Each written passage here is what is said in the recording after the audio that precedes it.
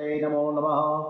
मनोजवं मारुततुल्यवेगं जितेन्द्रियं बुद्धिमतां वरिष्ठं वातात्मयुक्तमुख्यं श्रीरामदूतं शरणं प्रपद्ये। श्री हनुमान जी महाराज की जय। नमस्ते जी। ઓલું શીશ બાટલો લાવતો ओम श्री सोमनाथ महादेव की जय। श्री भूतनाथ महादेव की जय। श्री गायत्री मात की जय। ओम श्री कृष्ण कन्हैयालाल की जय। श्री बालकृष्णलाल की जय। श्री द्वारिकाधीश की जय। डोंगरे जी महाराज की जय। ओम नमो भगवते वासुदेवाय। श्री राम जय राम जय जय राम। श्री राम जय राम जय जय राम। वृक्षवण विवाह श्रीमद भागवत कथा में वृक्षवण विवाह बहुत सरस मजानी अद्भुत बात डोंगरीजी महाराज सुखदेवजी महाराजे कही है। तो विदर्भ नगरी जेने आजे लोको आपणे बधा अमरावती कहीए छीए एमां भीष्मक नामे राजा राज्य करतो हतो। જરાય હલાવતા નહીં। तेरे 5 पुत्र ने 1 कन्या है। राजाना मोटा पुत्रનું नाम रुक्मी और कन्याનું नाम रुक्मणी। आ रुक्मणी साक्षात लक्ष्मीजी रूपे प्रकट थया था। रुक्मणीजीनी माताનું नाम शुद्धमती। ज्यां शुद्ध बुद्धि होय त्यां महालक्ष्मी आवे छे। रुक्मणीजीना पिता भीष्मकनी इच्छा एवी छे કે મારી કન્યા હું કૃષ્ણને અર્પણ કરું, પણ તેનો મોટો દીકરો રૂક્મીનો આગ્રહ છે કે મારી બહેનના લગ્ન હું ગોપાલની સાથે નહીં કરું, પણ શિશુપાલની સાથે કરીશ। શિશુપાલ એટલે નાના બાળકોનું પાલન કરવામાં જેનો સમય અને સંપત્તિનો નાશ કરે છે તે શિશુપાલ એટલે અતિ કામી જીવ। રૂક્મણીને શિશુપાલની સાથે લગ્ન કરવાનો ઠીક લાગ્યું નથી। એને તો પરમાત્મા સાથે પરણવું છે। अंतपुर में एक सुदेव नामनो ब्राह्मण आवतो जतो हतो। तेने रुक्मणी कहे कि महाराज मारू एक काम करशो, मारी इच्छा श्रीकृष्ण साथे लग्न करवानी छे। मैं 7 श्लोकनो एक मंत्र लख्यो छे, ए तमारे द्वारिका जईने श्रीकृष्णने आपवानो छे। मारा माटे तमे थोड़ी भलामण पण करजो, सिफारसथी काम जल्दीथी थई जाय छे। आ सुदेव नामना ब्राह्मणने एक टपालीनी जेम मोकला छे। दरेक ठेकाणे शास्त्रों में ब्राह्मणનું महत्व खूब ज आंकवामां आव्युं छे। बीजा कोई नहीं पण सुदेव, कारण के व्यवस्थित रीते विवेचन करी सके, आशीर्वाद आपी सके, एटला माटे सुदेव रुक्मणीजीनो पत्र लईने द्वारिका आव्या। सुदेवने आवता जोई द्वारिकानाथ ऊभा थया, भोजन पैता बाद कुशल समाचार पूछ्या। सुदेव कहे मने रुक्मणीजी एक पत्र आप्यो छे। रुक्मणीजी अति सुंदर छे, अति लायक छे। तेनामां सौंदर्य करતાં પણ સદગુણો વિશેષ છે। નાનપણથી જ હું આ કન્યાને જોઉં છું, આપ એને સ્વીકાર કરો। શ્રીકૃષ્ણ રૂક્મણીજીનો પત્ર વાંચે છે। અક્ષરો પરથી મનુષ્યની બુદ્ધિની પરીક્ષા થઈ જાય છે। રૂક્મણીજીના અક્ષર મોતીના દાણા જેવા છે। થોડા શબ્દોમાં ઘણો ભાવાર્થ ભરેલો છે। પત્રમાં અતિ વિસ્તાર કામનો નથી। પત્રમાં થોડું લખો તો ઘણું આવી જાય। પત્રમાં 7 શ્લોક લખ્યા છે। 6 શ્લોકમાં શ્રીકૃષ્ણના 6 સદગુણોનું વર્ણન કર્યું છે, જેમ કે ઐશ્વર્ય, વીર્ય, યશ, જ્ઞાન, વૈરાગ્ય। અને 7મા શ્લોકમાં શરણાગતિ છે। જીવ અતિ દીન બને અને પ્રભુને શરણે જાય તો પ્રભુ તેની ઉપેક્ષા નહીં કરે।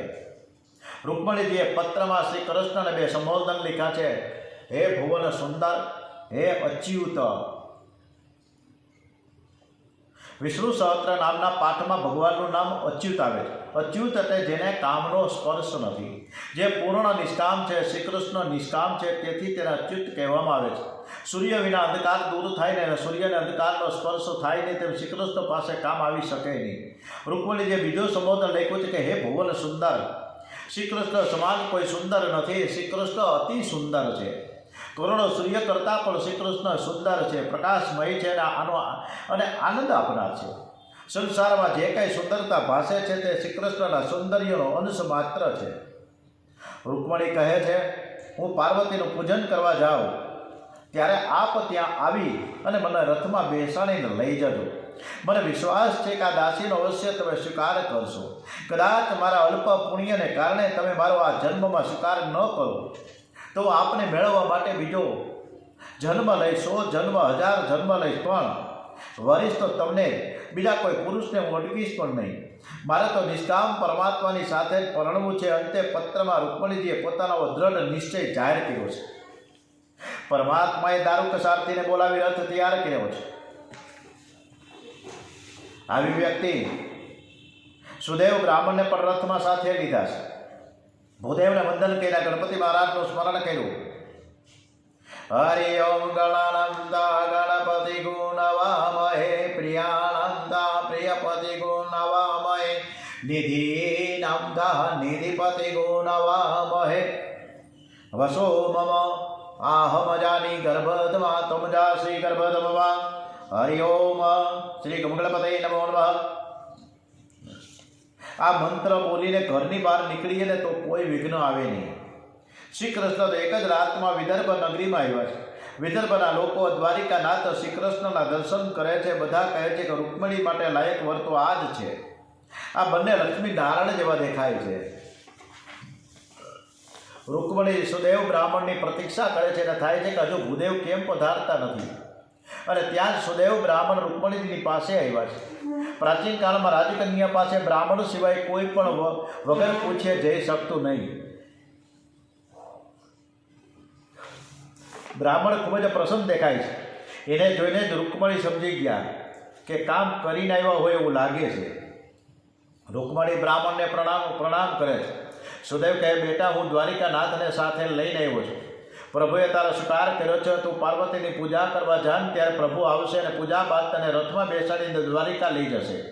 રૂકમણીજીની આંખો ભીની થઈ તે ફરી બ્રાહ્મણને પ્રણામ કરે છે. મહારાજ તમારી હું શું સેવા કરું? બ્રાહ્મણ કહે, મારે કોઈ વસ્તુની જરૂર નથી. બ્રાહ્મણ રૂકમણીજીને આશીર્વાદ આપી ખાલી હાથે ઘેર ગયા. રૂકમણી મનથી જ વારંવાર બ્રાહ્મણને પ્રણામ કરે છે અને કહે છે કે હું જન્મો જન્મ તમારા ઋણમાં રહીશ. શિશુપાલ જાન લઈને કુંડીનપુર આવ્યો છે. એની સાથે જરાસંઘ, દંતવક્ત્ર જેવા અનેક રાજાઓ છે.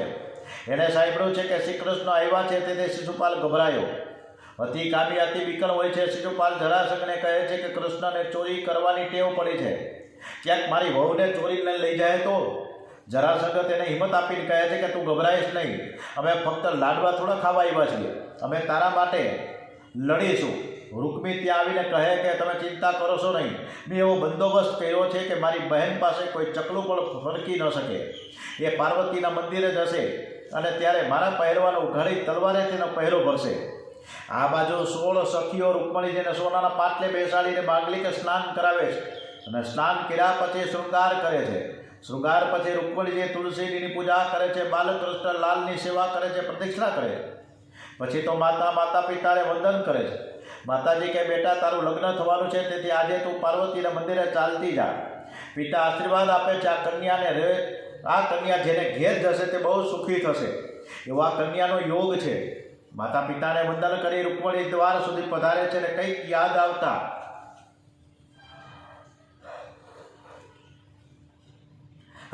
યાદ આવતા તે પાછા ફર્યા. અંદર જઈ ફરીથી માને વંદન કરે છે. માં કંઈક, બેટા એક વખત તો મને પગે લાગી, ફરીથી તું કેમ પગે લાગવા આવી છો? રૂકમણી વિચાર કરે કે પાર્વતીજીની પૂજા કર્યા પછી હું દ્વારિકા જવાની છું, ઘેર આવવાની નથી.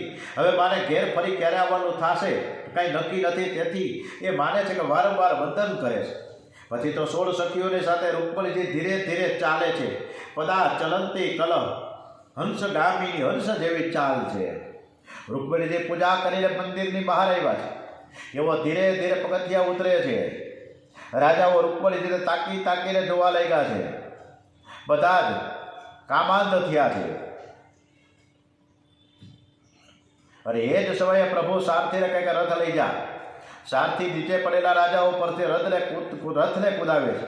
રથ મંદિર પાસે આવ્યો. રૂકમણીજીએ ગરુડ ધ્વજવાળો રથ જોયો અને તે દોડતા ગયા. પ્રભુ હાથ પકડીને રૂકમણીજીને રથમાં બેસાડી દ્વારિકાનો રસ્તો પકડે છે. ધૂળમાં પડેલા રાજાઓ ભાનમાં આવે છે. તેઓ કપડાની ધૂળ ખંખેરતા ઉભા થયા.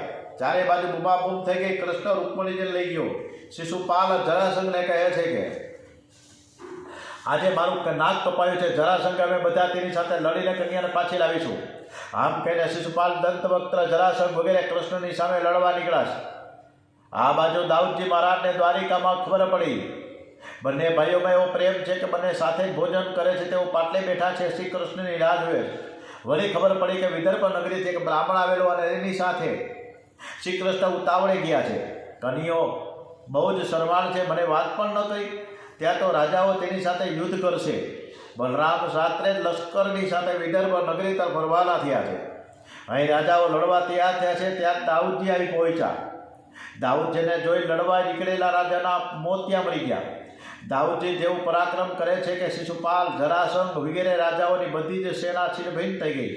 બધા જ રાજાઓ ગભરાયા કે આ દાઉદજી છે કે કાળ ઉપરથી ઉતરો છે. બધા નાસી ગયા છે. શિશુપાલ એકલો બેસી રહે છે પણ લડવા જતો નથી. અતિકામી મનુષ્ય અતિ વિકળ હોય છે. જરાસંઘ તે આવે છે તે કહે છે કે મને એકલો કૃષ્ણ હોત ને તો એને હરાવત, પણ આ તો દાઉદજીને હરાવવા મુશ્કેલ છે. આપણા માટે સમય અનુકૂળ નથી. ચાલ, તું જીવતો હોઈશ ને તો બીજી 1000 કન્યાઓ મળી રહેશે. શિશુપાલ ઉદાર ચહેરે ઘેર આવ્યા છે. શ્રી કૃષ્ણ રૂકમણીજીની સાથે રથમાં બિરાઈ જાય છે ત્યાં રૂકમી યુદ્ધ કરવા તૈયાર થયો છે. શ્રી કૃષ્ણ તેને પકડીને રથના સ્તંભ સાથે બાંધી દે છે. એમાં દાઉદજી પણ ત્યાં આવ્યા છે. શ્રી કૃષ્ણ ભગવાનને ઠપકો આપે છે, ગમે તે થાય તે આપણો સંબંધી તો થાય ને, એને રથ સાથે બાંધ્યો તે યોગ્ય નથી. દાઉદજીએ રૂકમણીજીનો હાથ છોડાવ્યો અને રૂકમીને વસ્ત્રો આભૂષણો આપીને તેનું સન્માન કર્યું છે. એને 2 હાથ જોડ્યા. દાઉદજીએ તો એ રૂકમી સાથે વેદાંતની ચર્ચા કરી. આ તો માયાના ખેલ છે. હારશું અને જીતશું, અમારી જીત તો તમારી જીત છે. આપણે ક્યાં જુદા છીએ? દાઉદજીએ વેદાંતનો ઉપદેશ કર્યો, જ્ઞાન આપ્યું. આ જોઈને રૂકમણીજી વિચાર કરે છે કે મારા જેવા રૂકમણી વિચાર કરે છે કે મારા જેઠ કેવા પ્રેમાળ છે. મારા જેઠ મારા ભાઈ પર આવો પ્રેમ કરે છે તો મારા પર કેવો પ્રેમ રાખશે. પહેલા જ દિવસે દાઉદજીએ રૂકમણીજીના મનમાં પ્રેમનું બીજારો પણ કર્યું છે. આજકાલ તો લગ્ન થયા પછી 2 ભાઈઓ એકી સાથે રહી શકતા નથી. બંનેની પત્નીઓ આવે છે એટલે અંદરો અંદર ખટપટ થાય. મન મોટું રાખવું તો તમારે ત્યાં કાળ આવશે નહીં. એક જ ઘર, એક જ કુટુંબ, આ પદ્ધતિ આપણા 3 મહાન ગ્રંથોનો આદર્શ છે. રામાયણમાં પણ રામ, લક્ષ્મણ, ભરત, શત્રુઘ્ન 4 ભાઈઓ હતા છતાં ઘર એક હતું. પાંડવો 5 હતા છતાં પણ ઘર એક જ હતું. શ્રી કૃષ્ણ બલરામ સાથે દ્વારિકા આવ્યા છે. નારદજીએ મુહૂર્ત કાઢ્યો. માઘ માસ શુક્લ પક્ષ પંચમી તિથિ કૃષ્ણે ઉદ્ધવજીને પત્ર આપી ગોકુળ મોકલ્યા છે. જ્યાં સુધી મારા માતા પિતા દ્વારિકામાં નહીં આવે ત્યાં સુધી કન્યો કુંવારો રહેશે. ઉદ્ધવજી પત્ર લઈને વ્રજમાં આવ્યા છે. નંદ યશોદાજી લાલાની વાતો કરતા હતા. પત્ર જોઈ નંદ બાબા યશોદાજી ગભરાયા છે. પત્રમાં શું લખ્યું હશે? કન્યો આનંદમાં તો હશે ને? કન્યાને કંઈ થયું તો નથી ને?